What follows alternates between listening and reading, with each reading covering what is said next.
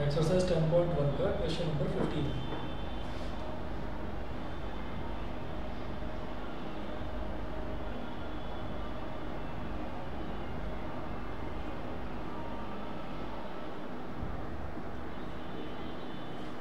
Exercise 10.1 का question number 15 देखिएगा। Let f b defined by f x is equal to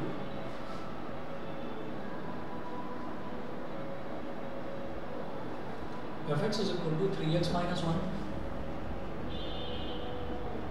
comma x is less than 0, x is less than 0, 0 x is equal to 0, x is equal to 0, 2x plus 5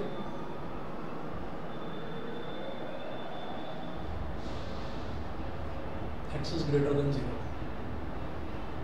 ठीक है, ये हो गया। अभी वो बोल रहे हैं कि आपको इवेल्युएट करना है।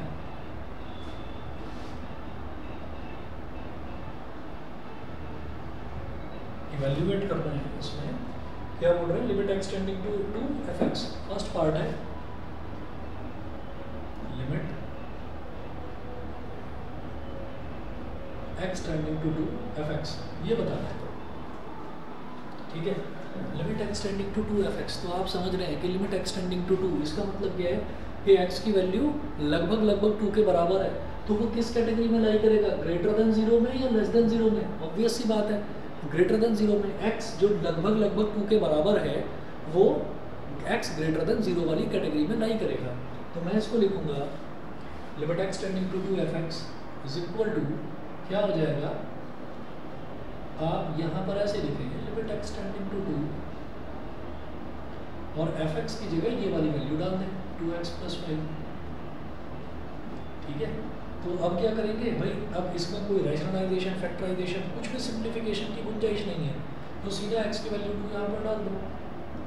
तो 2 × 2 + 5, 2 × 4 + 5 9 आ गया इसका रिजल्ट। ऐसे ही सेकंड पार्ट देखो, सेकंड पार्ट में बोल रहे हैं लिमिट एक्सटेंडिंग टू 2 था, सेकंड पार्ट में बोल रहे हैं limit extending to -3 f x, limit extending to -3 f x. X लगभग -3 के बराबर है, इसका मतलब क्या है कि एक्स लेस देन 0 वाली कैटेगरी में लाई करेगा। तो लिमिट एक्सटेंडिंग टू -3 और ये हो गया 3x -1, तो 3 × -3 -1 -9 -1, तो रिजल्ट क्या आ गया, -10 के इक्वल आ गया। ये सेकंड पार्ट हुआ। इसी क्वेश्चन में वो बोल रहे हैं does limit extending to 0 f x exist, if no explain. बात करते हैं अभी लिमिट एक्सटेंडिंग टू 0 की बात करते हैं, है ना।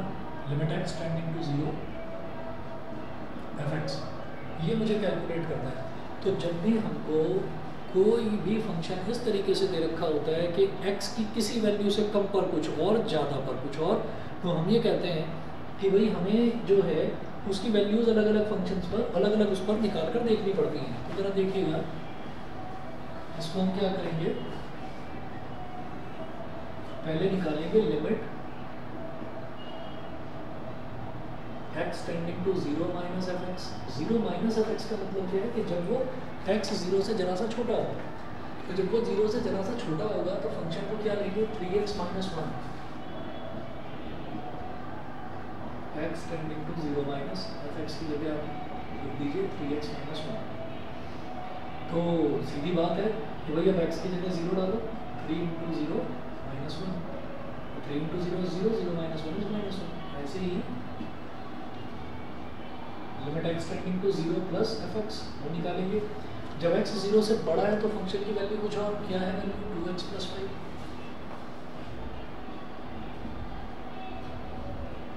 एक्सटेंडिंग टू 0 प्लस, ठीक है। अब x की जगह 0 डाल देंगे,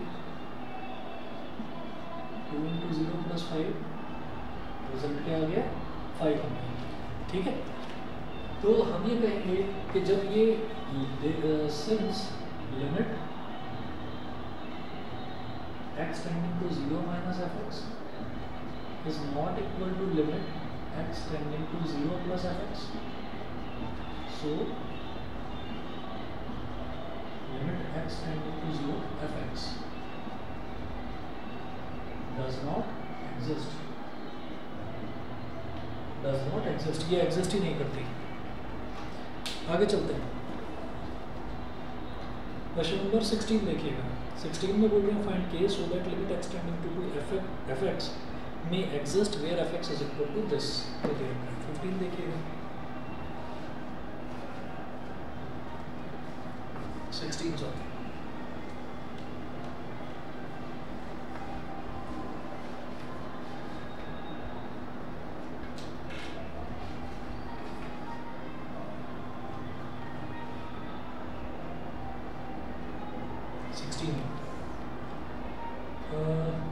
लिमिट एक्सटेंडिंग टू fx। देखिए फंक्शन क्या दे रखा है, fx is equal to 4x minus 5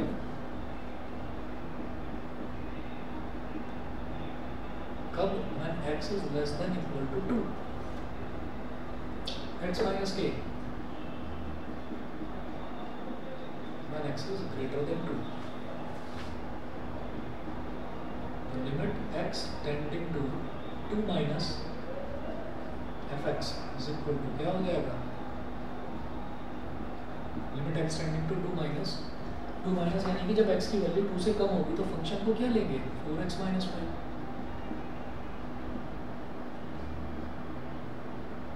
तो वैल्यू डाल दीजिए, अब x की जगह 2 डाल दो, 4 इंटू 2 माइनस 5, 4 2 ज़ा 8, 8 माइनस 5 इज 3। इसी तरह से अगला लेंगे, लिमिट x tending to 2 plus fx is equal to limit x tending to 2 plus, जब x की वैल्यू 2 से ज़्यादा होगी तो फंक्शन की वैल्यू क्या है, x minus k।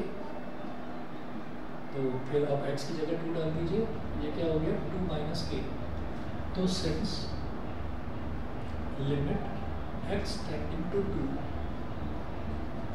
fx exists, ये एग्जिस्ट करती है, therefore limit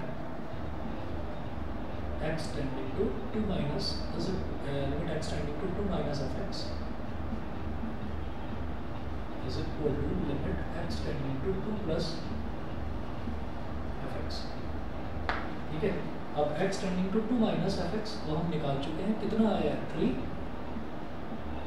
x tending to 2 plus fx वो कितना आया, 2 माइनस k। माइनस k को इधर ले जाओ, प्लस k, ये 2 इधर और 3 को इधर ले जाओ, माइनस 3। तो k की वैल्यू क्या आ गई, -1। बताइए समझ गए तीनों बच्चे?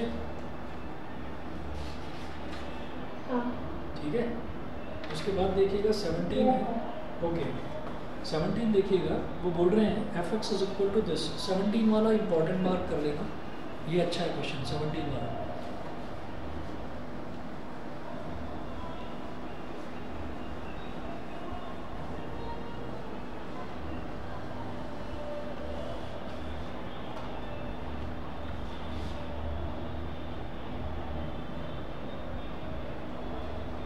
वाले में दिया है हमको fx is equal to x minus mod x upon x।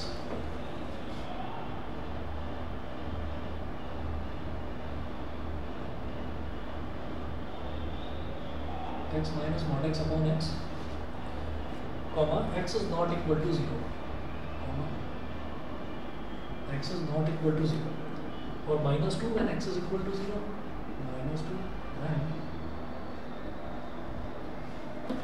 x is equal to 0, show that limit x tending to 0 fx does not exist। To prove limit x tending to 0 fx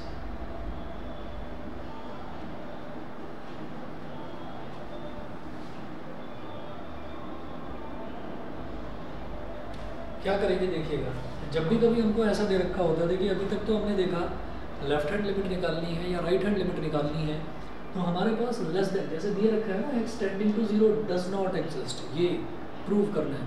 तो मेरे को ये पता होना चाहिए कि x less than 0 पर function कितना है और x ग्रेटर देन 0 पर फंक्शन की वैल्यू कितनी है, वो नहीं दे रखा। इन्होंने बोला x नॉट इक्वल टू 0, तो भाई नॉट इक्वल टू 0 का मतलब क्या होता है, नॉट इक्वल टू 0 का मतलब तो यही होता है ना कि या तो x 0 से छोटा होगा या x 0 से बड़ा होगा। उसके इक्वल नहीं होगा बस, ठीक है ना। इक्वालिटी पर उसकी फंक्शन की वैल्यू क्या -2 वो दे रखा है अलग, उसको छोड़ो। हम तो जो ऊपर दिया है हम जरा उसकी बात करते हैं। देखिएगा मैं इस फंक्शन को ही पहले रीडिफाइन कर लूँ प्रॉपरली। हम ये जानते हैं since mod x is equal to -x when x is less than 0 and plus x when x is greater than equal to 0, ठीक है। ये होता है, ये मॉड की डेफिनेशन होती है, ये मालूम है हमें सभी को, बताइए।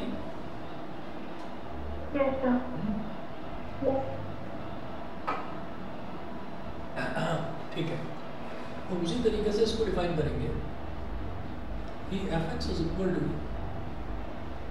यहाँ लिखेंगे x माइनस मॉड x की जगह -x लिख दो आप,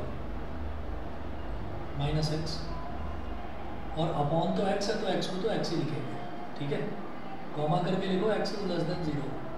अगर x 0 से छोटा है तब भी तो वो इसी कैटेगरी में लाई कर रहा है कि वो 0 के इक्वल नहीं है, तो मैंने 0 से छोटा वाला ले लिया। दूसरा मैं कहूँगा अच्छा x माइनस, अब x ही लिखो, सिर्फ मॉड x की जगह आप सिर्फ x लिखो।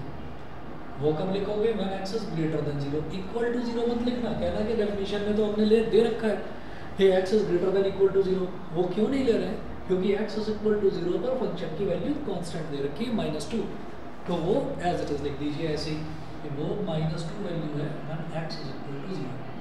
मेरी बात समझ गए कि जब x लेस देन 0 है तो भी मैंने फंक्शन यही लिखा, क्योंकि x is not equal to 0। बस इतना है कि जब x 0 से छोटा होता है तो mod x की वैल्यू -x होती है, तो मैंने mod x की जगह -x लिख दिया। सिमिलरली जब x ग्रेटर देन 0 है तब भी वो इसी कैटेगरी में लाई करेगा कि x is not equal to 0। तो फिर मैंने क्या करा कि x माइनस, अब मैंने mod x की जगह +x लिख दिया।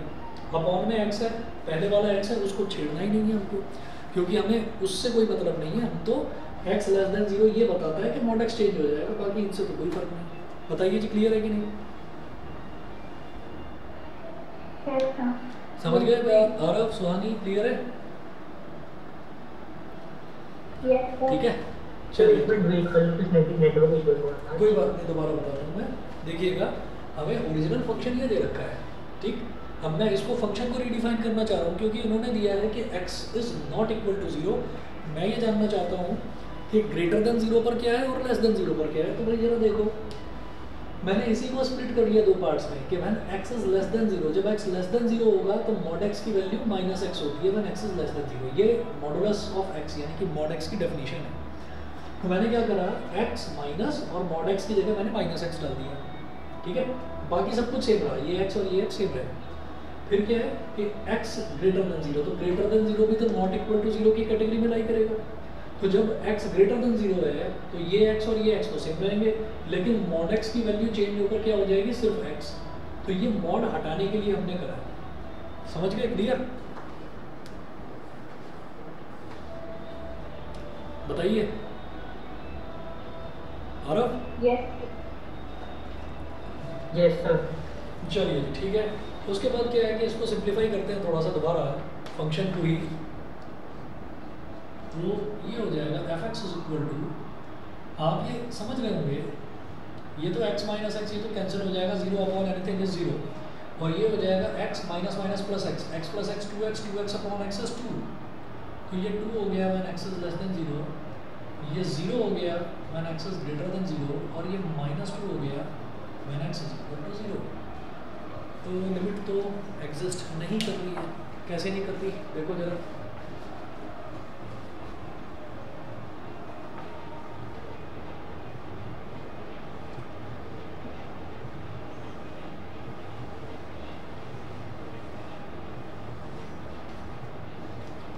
देखो यहाँ पर हम ये कहेंगे कि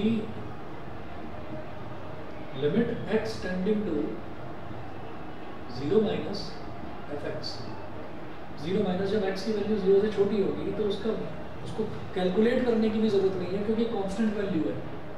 ये किसके इक्वल है? 2 के इक्वल है। And limit x tending to 0 plus fx, यानी कि जब x 0 से बड़ा होगा, ठीक है, तो उसकी वैल्यू कितनी है? 0 है, ठीक। तो लिमिट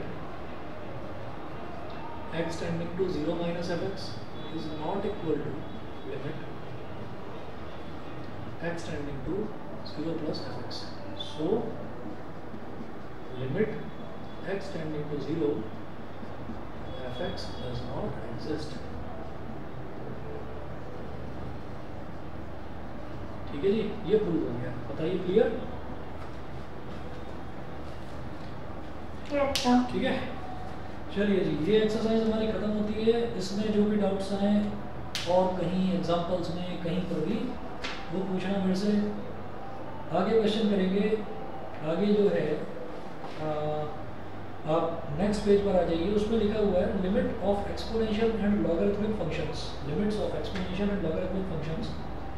तो ये इन्होंने ना 9 फार्मूले दे रखे हैं, इनमें से 1 या 2 फार्मूला ऐसा है जो आपको याद रखना पड़ेगा, बाकी सब आसान है। अभी देखते हैं जरा, बस 1 मिनट रुकें।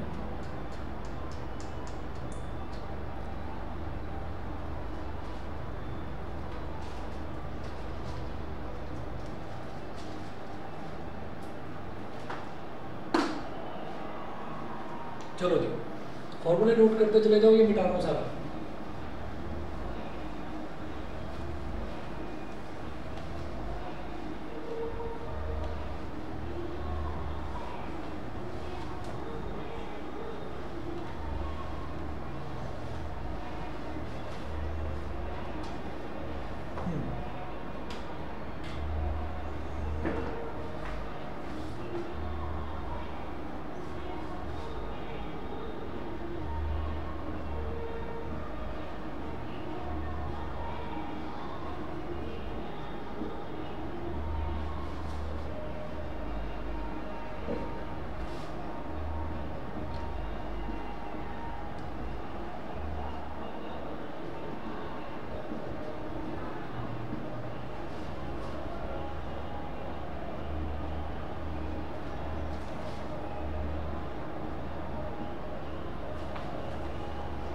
X tending to 0 e की power x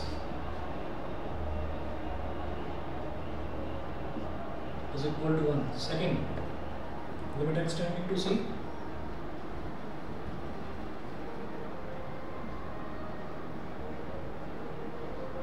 is equal to e की power c. Third, limit x tending to 0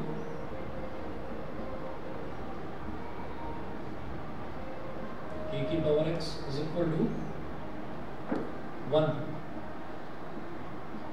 if a is greater than 1 and a is not equal to 1. Note कर लीजिए, समझा दूंगा सब। फोर्थ है limit x tending to c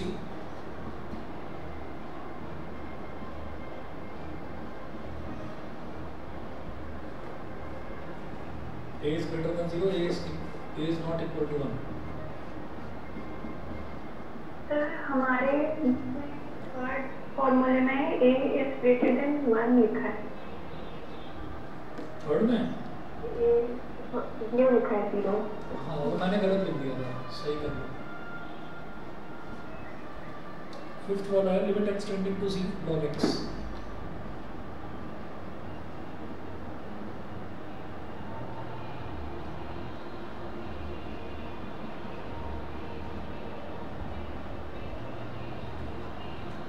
c is greater than 0.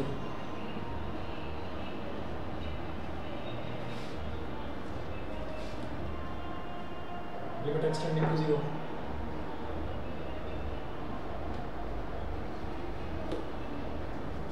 One plus x की whole power 1 upon x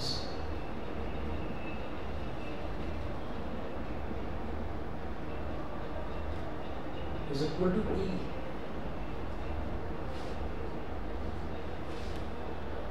Limit x tending to 0.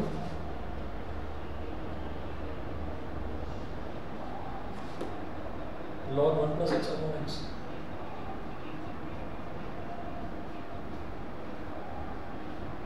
Log 1 plus x upon x is equal to 1.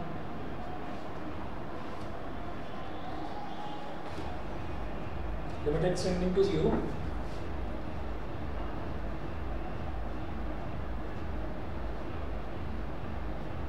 E की power x minus 1 upon x is equal to 1. Ninth,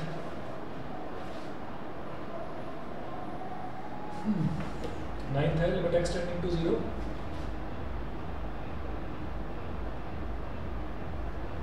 limit x tending to 0 a की power x minus 1 upon x,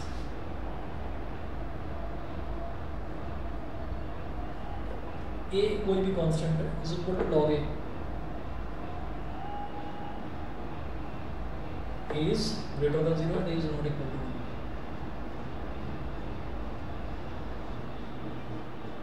देखिए जी, ये जो 9 फॉर्मूले हैं उनमें से कौन कौन से लर्न करने पड़ेंगे और कौन कौन से ऐसे ही हो जाएंगे वो देखो।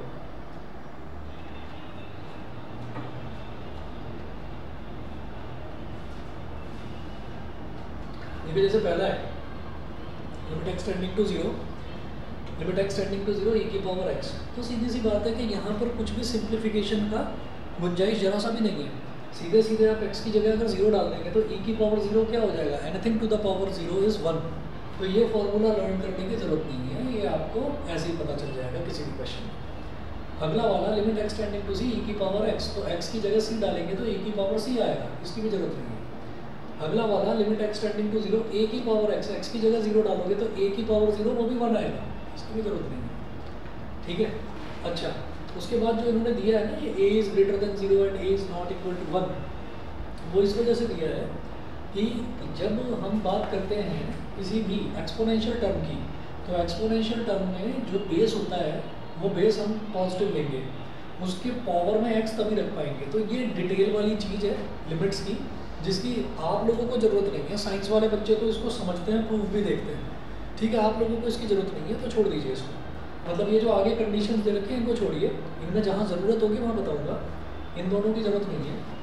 ऐसी limit x tending to c a की power x is equal to, सीधी बात है x की जगह c रखा, a की पावर c आ गया। ये भी आप क्वेश्चन में खुद अपनी समझ से ही कर सकते हैं, इनको याद करने की जरूरत नहीं है, इनको छोड़ देंगे। फिर अगला देखिए limit x tending to c log x is equal to log c, ये बिल्कुल ठीक है, x की जगह c डाला तो log c हो गया, ये भी छोड़ो सीधा ये भी। अब यहाँ पर c इज ग्रेटर देन 0 क्यों बोला इन्होंने, क्योंकि log जो है ना वो पॉजिटिव के लिए ही डिफाइंड होता है, नेगेटिव के लिए डिफाइंड नहीं होता, इसीलिए इन्होंने बोला कि c जो log के आगे लिखा जाएगा that should be greater than 0। अब ये वाला जो है इस पर मैं टिक लगा रहा हूँ, ये याद करना है आपको कि 1 प्लस एक्स की पावर 1 अपॉन एक्स दे रखी हो, अगर x टेंडिंग टू 0 है तो ये जो है ये e के इक्वल होता है। इसको याद करिए, कहाँ से आया कैसे आया छोड़ो, याद करना है बस। ऐसे ही जो सातवां है, सातवां और आठवां, ये दोनों आपको इनडिटर्मिनेट फॉर्म देते हैं, इसको भी याद करिए सीधा सीधा। इनडिटर्मिनेट फॉर्म कैसे, x की जगह 0 डाला तो log 1 प्लस 0 क्या बन गया log 1, और log 1 का रिजल्ट भी 0 होता है, तो न्यूमरेटर भी 0 डिनोमिनेटर भी 0, रिजल्ट 1। इसको ऐसे याद मत कर देना कि 0 अपॉन 0 तो 0 1 0 1 आ गया, ठीक है। क्या है